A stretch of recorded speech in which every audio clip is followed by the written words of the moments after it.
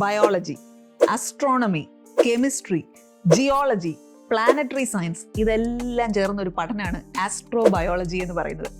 എങ്ങനെയാണ് ജീവൻ ഉണ്ടായത്, ജീവൻ എങ്ങനെയാണ് നിലനിൽക്കുന്നത്, നമ്മുടെ യൂണിവേഴ്സിൽ എവിടെയൊക്കെ ജീവനുണ്ട്, ഈ കാര്യങ്ങളൊക്കെ ഗവേഷണം നടത്തുന്നതും പഠനം നടത്തുന്നതും ഒക്കെ ആസ്ട്രോബയോളജിയിൽ സ്പെഷ്യലൈസ് ചെയ്തിട്ടുള്ള ആളുകളാണ്.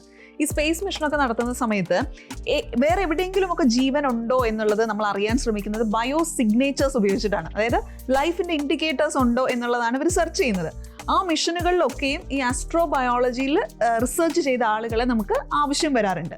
അപ്പോൾ ഇത്തരം കാര്യങ്ങളൊക്കെ എപ്പോഴെങ്കിലും നിങ്ങളെ ഫാസിനേറ്റ് ചെയ്തിട്ടുണ്ടെങ്കിൽ നിങ്ങൾ എപ്പോഴെങ്കിലും ആലോചിച്ചിട്ടുണ്ടോ എങ്ങനെയാണ് ഈ എക്സ്ട്രീം കോൾഡ് ആയിട്ടുള്ള കണ്ടീഷനുകളിൽ ജീവൻ നിലനിൽക്കുന്നതെന്ന്? അവിടെയുള്ള മനുഷ്യർ ജീവിക്കുന്നതിൻ്റെ വിഷ്വൽ കാണുമ്പോൾ തന്നെ നമ്മൾ ആലോചിക്കും, എൻ്റെ ദൈവം ഈ ഇത്രയും വലിയ തണുപ്പിൽ എങ്ങനെയാണ് ജീവിക്കുന്നതെന്ന്. അതുപോലെ തന്നെ കടലിൽ ഡീപ്പായിട്ട് പോകുമ്പോൾ മനുഷ്യരുടെ കാര്യം വിടും, അവിടെയും ജീവൻ നിലനിൽക്കുന്നില്ലേ? എങ്ങനെയാണ് അവിടെ ജീവൻ നിലനിൽക്കുന്നത്? ഇതൊക്കെ ഗവേഷണം ചെയ്യേണ്ട കാര്യങ്ങളാണ്. അതിനെക്കുറിച്ച് കൂടുതൽ നമ്മൾ റിസർച്ച് ചെയ്യുമ്പോഴാണ് നമുക്ക് ഈ യൂണിവേഴ്സിലുള്ള പല കാര്യങ്ങളെയും കുറിച്ച് മനസ്സിലാക്കാൻ സാധിക്കുക.